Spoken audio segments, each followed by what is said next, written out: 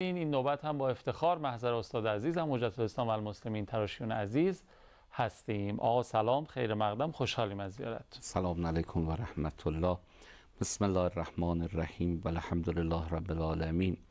درود میفرستم بر نبی مکرم اسلام و اهل بیت آن پیامبر بزرگوار. عرض ادب و احترام هم دارم محضر بینندگان خوب برنامه، خدمت عزتانی همکاران بزرگوارتون. برای منم توفیقی است که امروز هم در خدمت شما و بینندگان خوبمون زنده باشید. محبت دارین، باعث افتخار ماست و مایه مباهاتمون که در کنار شما هستیم. سوالات مردم هم دوباره دریافت شده و طبق روال اگر شما اجازه بدید ما بخش دوم در واقع سوالات مردم رو محضرتون میپرسیم. بخش اول رو در خدمت شما هستیم، از هر جا که صلاح میدونیم. خواهش میکنم. بله، خب ما یه خلاصه ای از مباحث رو در هفته گذشته بیان کردیم. اون بخش هایی که بالاخره قابل تکرار بود و قرار بود صحبتی دربارش بشه. توی بخش کرامت بخشیدن یه مقدار بیشتر مکس کردیم. بله، چون واقعا هم اصل کرامت یک اصل مهم تربیتی محسوب میشه.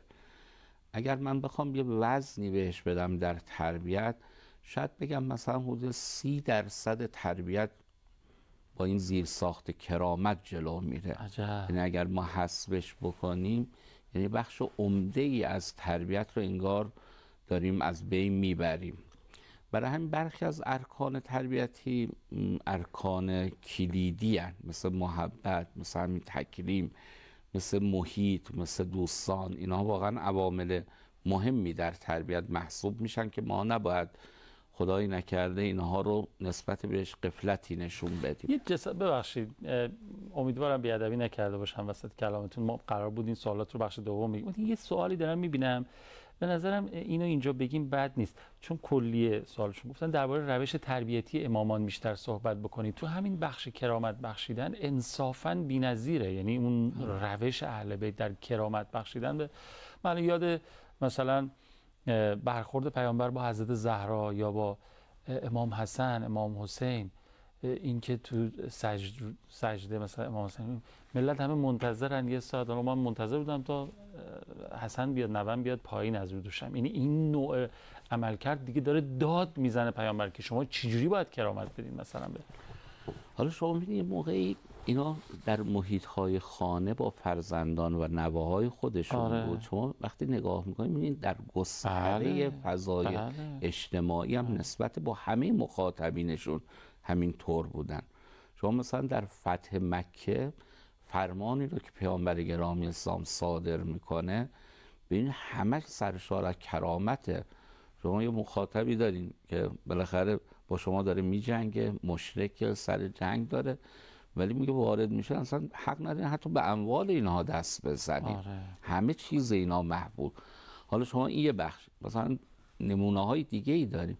مثلا واقعا پیامبر گرامی اسلام میدن که مثلا شخصی رو جنازش رو دارن میبرن، حضرت میفرمودن اینو بذارین زمین ببینیم مثلا کیه این.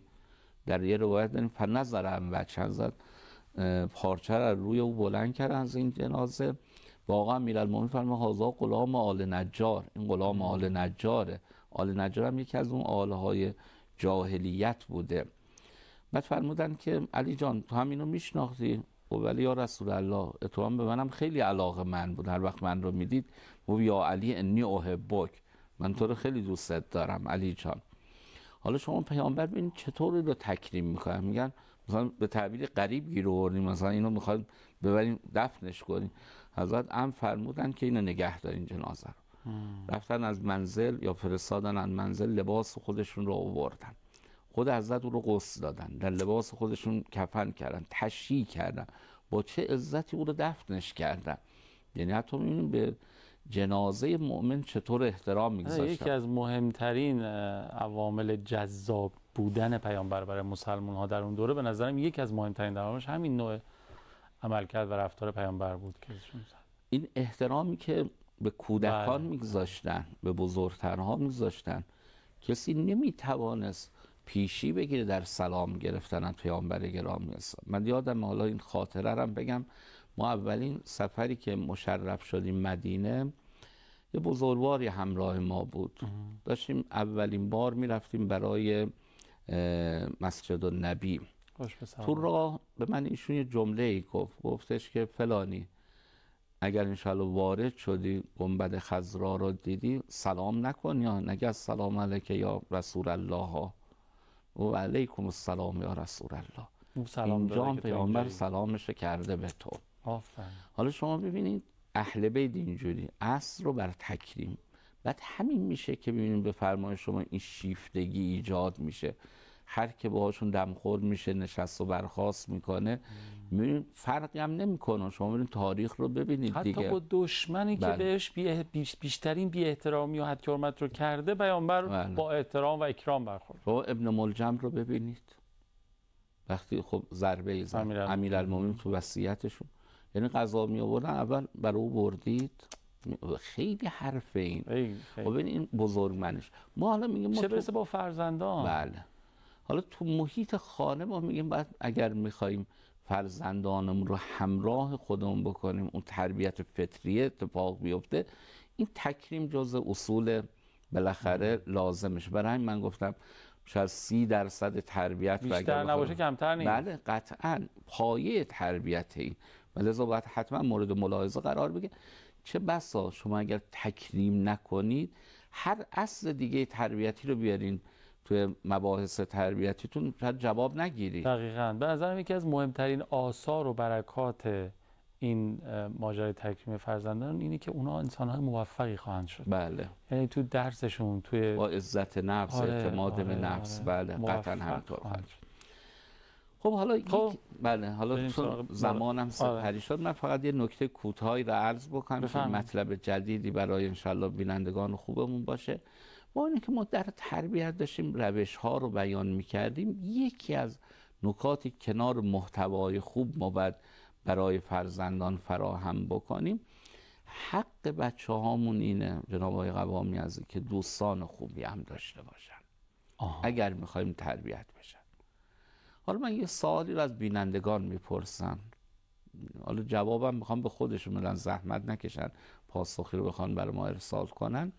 با این واقعا ما برای دوستیابی فرزندان چقدر وقت میگذاریم، چقدر فکر داریم، چقدر برنامه داریم؟ الان ما توی یک زمان و برشی هم داریم زندگی میکنیم، توی مدل‌های سبک زندگی شو ارتباطات و اطرافیان کم رنگ شده. تا به پدر مادر میگه بچه‌ت یه دوستی لازم داره، میگن کجا پیدا کنیم؟ من معمولا تعبیرم میدونین در پاسخ اینا چیه؟ میگم الان اگه تو محلتون نونوایی نباشه دیگه نون نمیخورید؟ و بالاخره محله بالاتر پایینتر میریم میگردید پیدا میکنید دیگه. بله. من برای همین میگم که دوست برای فرزندان از نون شب واجب تره. آخه یه موقعی مثلا مواردی جوریه که آدم واقعا میمونه. مثلا میگم کسی مثلا یه دختری که دختر 14-15 ساله داره، توی محلی هم زندگی میکنه، تو همسایه بالا پایین زندگی آپارتمانی مثلا، دوست مناسبی نیست، یا مثلا یه دختر خانومی هم هست هم سن و سال نیست، اختلاف سنی زیاده. خب بعد چجوری باید پیدا کرد واقعا یه کسی رو برای این دختر خانم؟ مثلا راه بیفته تو کوچه، مثلا میره کوچه های دیگه، محله های دیگه، نمیدونم. نه ببینید حالا نمونه هاشو من میخوام براتون بگم. مثلا ممکن ما مثلا ارتباطمون رو با مسجد بیشتر میکنیم. بالاخره مساجد یکی از ویژگیاش این کانونهای مذهبی ما چیه؟ که از همه طیف سنی وجود داره اونجا. شما یعنی یه نماز جماعت برید میبینید از نوزاد وجود داره تا آدمای سن بالا، همه گروه‌های سنی هستن. مثلا یه راهش اینه آدم یه مقدار مستمرتر ارتباط با مسجد محل بگیره تا فرزندش بتونه اونجا یه بالاخره دوست خوبی رو انشالله پیدا بکنه. یا ممکنه مثلا کانون فرهنگی وجود داره تو محلمون، ارتباط گیری بکنیم. یا ممکنه هیئت خوبی وجود داره، ارتباط گیری بکنیم. یه موقعی ممکنه نه خانواده‌های خوبی رو میتونیم شناسایی بکنیم، یه کوچه بالاتر یه کوچه پایینتر، مثلا میگم هم مسجد رفتن و اینا آشناییتی پیدا کردیم، با اونا ارتباط برقرار بکنیم و فرزندانمون رو اگر بچه‌های همسن و سالی دارن با همدیگه مرتبط بکنیم. ولی دوستی رو نباید غافل بشیم. من یه هشداری بدم به بینندگان خوبمون، ببین شما اگر برای بچه‌هاتون دوست پیدا نکنن، اونا بالاخره خودشون میرن پیدا میکنن. و چه خوبه که این مدیریتش رو ما انجام بدیم. یا بهتر بگیم بسترش رو فراهم بکن. من نمیگم بچه‌مو ببرم تو مسجد بگم برو با فلانی دوست بشو، میبریم اونجا بستر فراهمه، اون 4-5 نفر هستن، 5-6 نفر هستن هم سن و سال او، بله. خب خودش انتخاب بکنه، پیدا بکنه. ما فقط زمینش رو فراهم کردیم. به موقع ما یه مرکز فرهنگی، کانون فرهنگی یا هیئت مذهبی تو محل موجودن، فرزندمون رو با اونجا مرتبط میکنیم. خب اونجا هم سن و سالاش هستن، اونجا دیگه خودش انتخاب بکنه این رو. پس ببین این دوستی یک رکنه، بعد ما حتما در کنار محتوای خوب، در کنار احترام، در کنار محبت، حتما برای فرزندمون زمینش رو فراهم بکنیم. خیلی ممنونم استاد ترشیان عزیز، نکته خیلی خیلی مهمی بود در کنار همون تکریم فرزندان، مسئله دوستیابی و دوست شایسته فرزندان. انشالله خدا کمک بکنه. واقعا میدونم الان، حالا سوال اگه دارید در همین زمینه بفرستید، ما هفته آتی مطرح بکنیم محضر استاد، ولی هممون کم و بیش با این مشکلات کم و زیاد درگیر هستیم و بچه هامون دوست دارن دوستهای داشته باشن که شاید ما دوست نداریم با اون افراد دوستی کنن، ما دوست می‌داریم با افرادی بچه هامون دوستی کنن که خود اون بچه ها شاید دوست نداشته باشن. اینجا باز یه چالشی به وجود میاد که چیکار باید کرد و اینا. انشالله حالا این برنامه ها رو همراهی بفرمایید، از خدا بخوایم، از اهل بیت بخوایم کمکمون بکنن که انشالله توی این مسیر بتونیم درست گام برداریم. یه فاصله بگیریم و برگردیم. من سوالات شما رو از استاد ترشیان عزیز میپرسم. بفرمایید. خواهش می‌کنم. خب گفتن که اولا خیلی ممنونم که هنوز اینجا این دارم سوالات شما رو مطرح میکنم. 3720 دینار ما دریافت کردیم. چرا توقع بچه‌ها اینقدر بالا رفته؟ پرسیدن. هر کاری براشون میکنیم بازم میگن مگه شما برامون چی کار کردین؟ مثلا ببینیم فلانی برای بچهش چی کار کرده، چی کارا میکنه. اینجوری میگن. ببینید شاید یکی از دلایلش، حالا من چند تا دلیل رو میخوام بگم ولی تک تک شروع بکنیم. برخی دلایلش، یکی از دلایلش بیکاری بچه هاست. اصلا میدونی آدمای بیکار پرتوقع میشن، توقعشون میره بالا. بچه های ما فعالیت های متناسب با سنشون کمه، براشون برنامه ریزی نداریم که این اتفاق بیفته. لذا به تعبیری میره تو نخ این اون، ببینه او چی خرید، این چی گرفت، الان چه لباسی پوشیده، الان اون باباش براش چی خریده، این مادرش براش چی خریده، و میاد اینا رو مطالبه گری میکنه. ولی بچه‌هایی که مشغولیت داشته باشن، فعالیت داشته باشن، این اصلا بچه‌های قانع‌تری میشن، متعادل‌تری تو این زمینه‌ها میشن. حالا من نمیخوام اینو بگم که اجرا بکنن لزوما خانواده ها. ببین برخی بچه‌ها حتی نمیدونن پدر مادر برای یک کسب درآمد چقدر زحمت میکشن. بله. یعنی چون ما درباره صحبت نمی‌کنیم، کمترم درباره این موضوعات رسانه ها و بخش‌های دیگه با بچه‌ها صحبت میکنن یا فیلمایی ساخته میشه که پدر واقعا برای اینکه چرخ اقتصاد خانواده رو به چرخونه چقدر زحمت میکشه. تو هر شغلی ها، چون کارمندی اداره است، نمیدونم کارگری هستش، فروشنده‌ای هست، مغازه‌ای، بالاخره هر که تو طیف خودش واقعا کاراشون پر زحمت، شما کاری بی زحمت نمیتونین پیدا بکنین.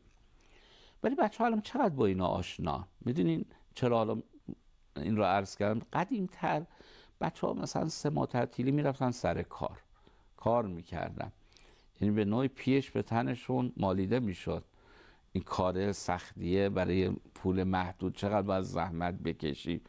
الان نه، به قول یه پدری میگم من دختر نوجوانم تا اخیراً فکر میکرد ما این میریم کارت میکشیم مثلا پول خودش میاد تو این، نمیدونست من پشتوانه چقدر زحمت میکشم که این پول میره تو این کارت.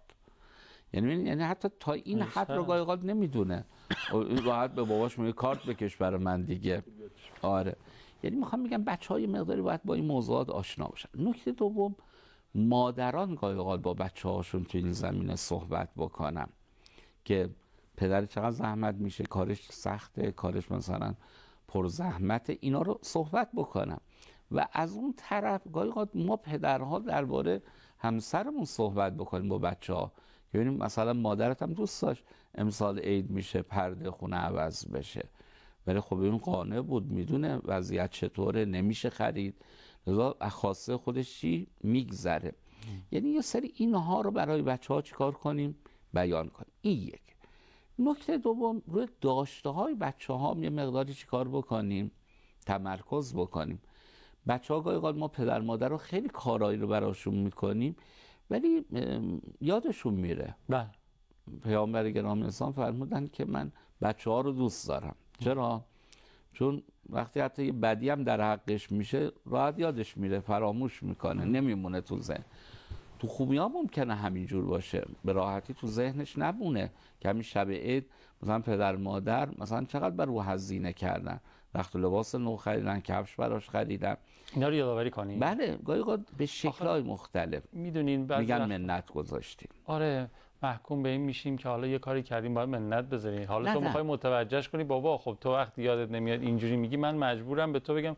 بعضی وقتا بین همسران هم این اتفاق میفته، مثلا طرف مقابل قدرشناس نیست، میگه تو اصلا کاری برای من نکردی، بعد طرف برای اینکه یادش بیاره که بابا من اینقدر محبت کردم، مثلا گل گرفتم، نمیدونم طلا گرفتم، یا برای بچه از باب بازی خریدم، این کار کردم، خونه فلانی بردمت فلان، بعد میگه ای بابا حالا دونه دونه باید به من بگی. که یه جایی ممکنه، مثال میگم، ما غیر مستقیم حتی با او بگیم، نه اینکه لزوما بشوریم جلوش بگیم. آره، مثلا بابا این کفشی که امسال عید خریدیم چطور بود؟ راحت بودی توش؟ لباست چطور بود؟ یعنی یه جایی غیر مستقیم اینها رو یادآوری بکنیم. دوچرخه که سوار میشه بابا چطوره؟ خوبه؟ البته عرض میکنم خیلی هنرمندانه، یادتونه ما میگفتیم تربیت یک فرایند هوشمندانه است.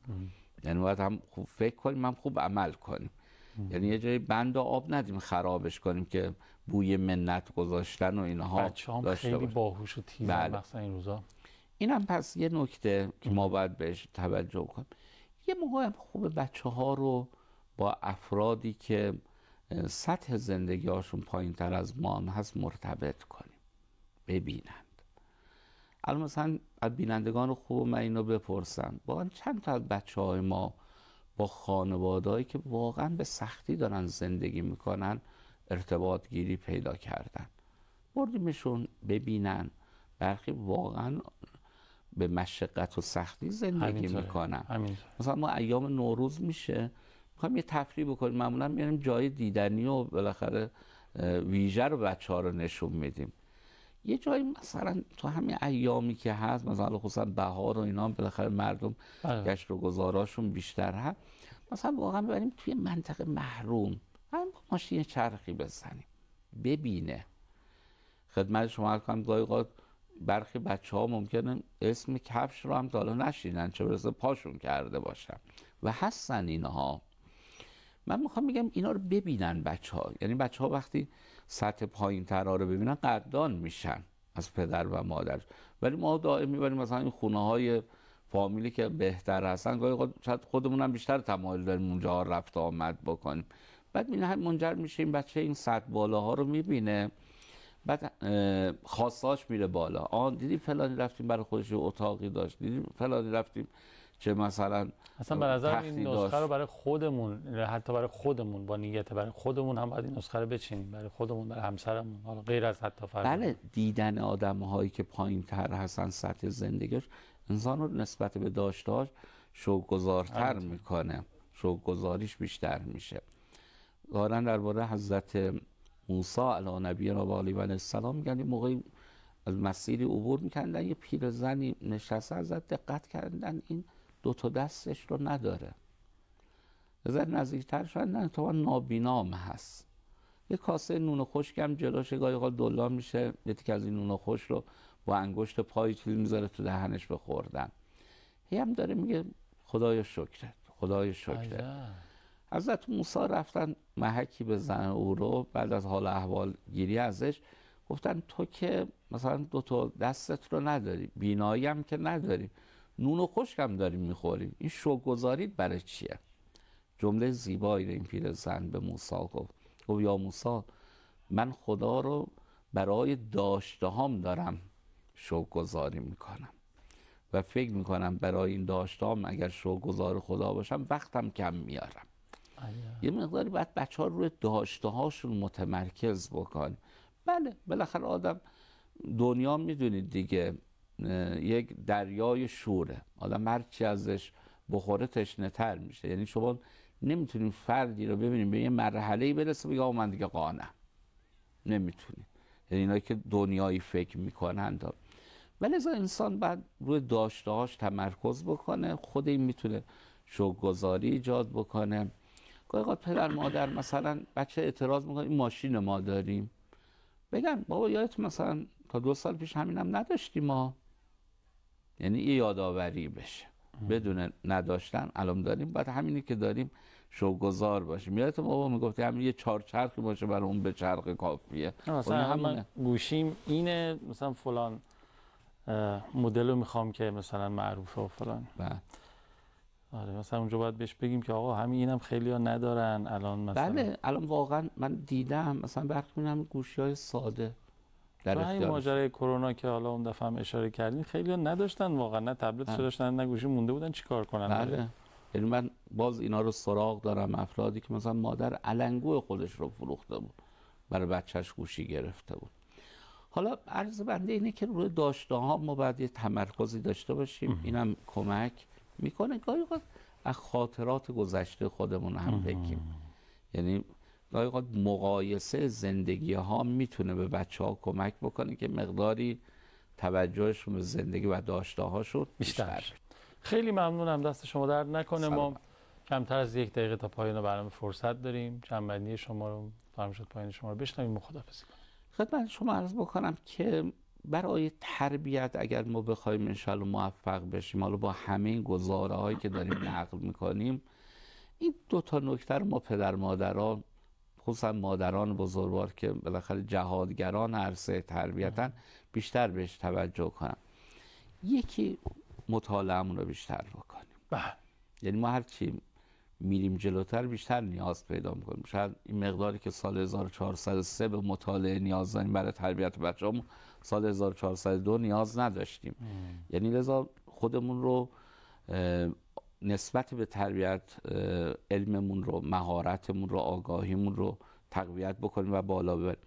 دوم برای تربیت باید وقت گذاشت. یعنی اینم بدونیم، یعنی تربیت نمیشه همینجوری رهاسازی بشه و مثلا بگیم خب حالا خوب میشه بچه انشالله، ما پدر مادرم که هستیم اینجا بالا سرش. نه، بعد یه وقتی بگذاریم بدونیم که باید از چه مسیری و چه انشالله ساختاری برای تربیت فرزندانمون استفاده بکنیم. انشالله خدا هممون رو کمک بکنه فرمایشات شما رو بتونیم به کار بگیریم تو مسیر تربیت و استفاده بکنیم و نتیجه‌اش هم بگیریم. عوامل نداریم، التماس داریم، شما هستین، محتاجیم به دعاتون. زنده باشید. خیلی ممنونم که برنامه خودتون رو تا پایان تماشا کردین. هم خودتون هم عزیزانتون انشالله در پناه خدا و